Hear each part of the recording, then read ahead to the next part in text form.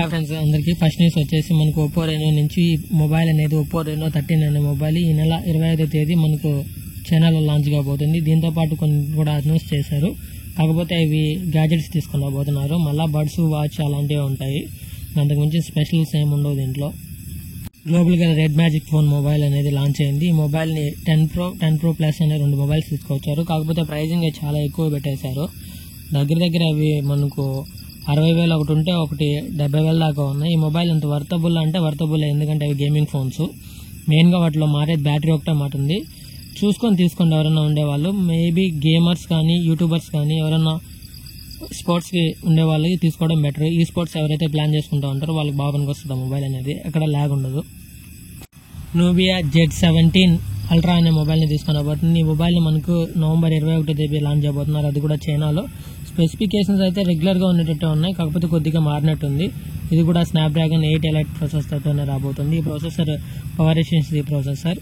ఇది 3 నానోమీటర్ మీద build technology అయింది. కాకపోతే ఈ మొబైల్ అనేది ఇండియాకి ఎక్స్పెక్ట్ చేయొచ్చు అంటే మేబీ చేయొచ్చు. నెక్స్ట్ ఇయర్లో మనకు మిడిల్లో కానీ ఎండ్లో కానీ ఇండియాకి రావచ్చు.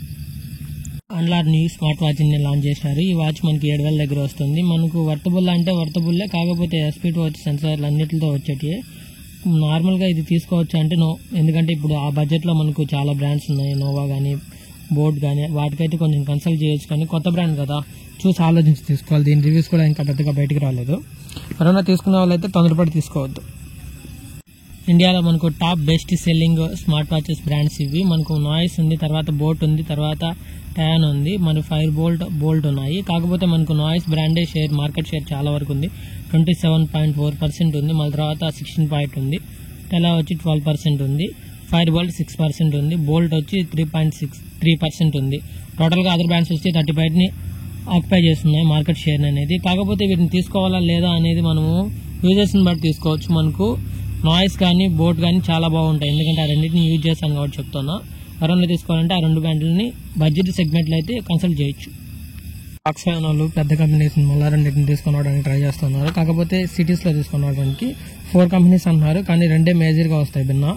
ఇవి బెంగళూరు, తమిళనాడు, ఆంధ్రప్రదేశ్, తర్వాత తెలంగాణలో తీసుకొని రావడానికి ట్రై చేస్తున్నారు. ఇప్పుడు ప్లేసెస్ చెక్ చేసుకుంటున్నారు వాళ్ళు, ఎక్కడైతే కొంచెం దూరంగా పెట్టాలని ట్రై చేస్తూ ఉన్నారు. ఇది షిప్పింగ్కి అన్నిటికీ దగ్గరలో ఉండాలి, అట్ ఏ టైం దూరంగా కూడా ఉండాలా, అంటే కొంచెం చేసేదానికి అని ఆలోచిస్తున్నట్టు ప్లానింగ్స్ చెప్తున్నారు. మేబీ ఇది నెక్స్ట్ ఇయర్ ఎండ్కైతే రావచ్చు, లేదా మిడిల్ అయినా రావచ్చు మనకుండే ఇన్ఫర్మేషన్ ప్రకారం. చూడాలి, అంత ఫాస్ట్గా వస్తే దగ్గర 12,000 ఉద్యోగాలు వస్తాయంటున్నారు ఈ షిప్పింగ్ వల్ల. మేబీ ట్రయల్ అయితే పడుతూ ఉంది. ట్రయల్ అయిపోయిన తర్వాత మేబీ కంటిన్యూ చేస్తారు. బిఎస్ఎన్ఎల్ రాను రోజుల్లో చాలా గట్టి పోటీ నేనుంది. ఎందుకంటే ఈ మాట ఎందుకు అంటున్నానంటే 2 నెలల్లోనే 6.5 మిలియన్ల ప్రజలను కైవసం చేసుకునింది. అంటే ఎయిర్టెల్ మరియు జియో యూజర్స్ని కోల్పోయి వీళ్ళు దాంట్లో జాయిన్ అయ్యి చెప్తున్నారు. దీన్ని దృష్టిలో పెట్టుకుని బిఎస్ఎన్ఎల్ ఇప్పుడు టవర్స్ని కూడా ఎక్కువ పెంచాలన్నట్టు ట్రై చేస్తూ ఉంది. దీంట్లో టాటా కూడా ఉన్నారు కాబట్టి. ఒక మెయిన్ విషయం ఏంటంటే 5G సిమ్స్ని కూడా లాంచ్ చేశారు వీళ్ళు నిన్న. కాకపోతే వీటిని మేజర్ సిటీస్కి మాత్రమే ఇప్పుడు టెస్ట్ చేస్తున్నారు. తర్వాత రాను ఇంకా వరల్డ్ వైజ్ వచ్చేస్తుంది, అంటే మన భారతదేశం మొత్తం వస్తాయి ఇవి. ఇండియన్ ఎయిర్లైన్స్ కంపెనీ తొలిసారిగా 5 లక్షల మందిని ఒక రోజులో మాత్రమే తీసుకెళ్ళినట్టు చెప్తున్నారు. అది కూడా ఆదివారం.